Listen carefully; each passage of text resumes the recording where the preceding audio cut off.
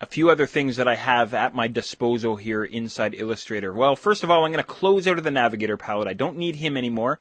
And I'll throw a couple of neat keyboard shortcuts at you while we take a look at these additional items. I'm going to hit Control-0 here on the Windows side or Command-0 on the Mac. That also fits my artboard into the Illustrator window.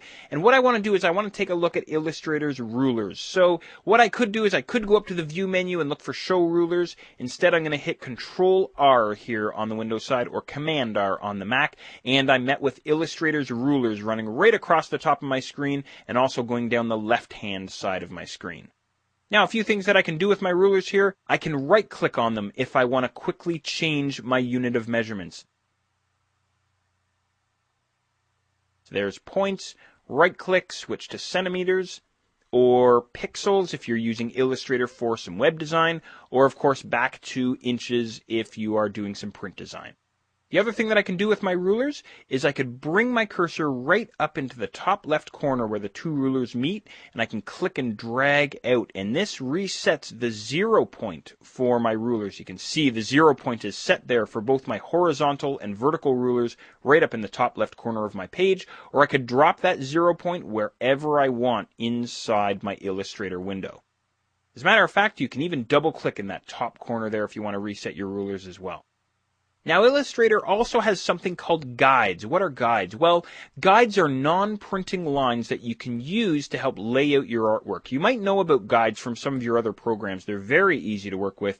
To create some guides, all I do is I bring my cursor inside either my horizontal or vertical ruler, inside that little white space there, and simply click and drag down. And that creates for me this guide that now runs right across my screen. And I can drag out as many guides as I need. Drop them all out here. Pull some out from the other side there. Again, as many as I need. Maybe I'm laying out a brochure or a newsletter or something like that. A few keyboard shortcuts for you. I could hit Control semicolon, and that would turn off my guides. Hit Control semicolon again, that brings all my guides back. I could also hit Control Quote if I wanted to, and that would give me Illustrator's grid. Hit Control Quote again, that'll turn the grid off. I'm going to head up to my View menu here, and then all the way down to Guides, down at the bottom. And I could choose Hide Guides there, that way, or there's that keyboard shortcut.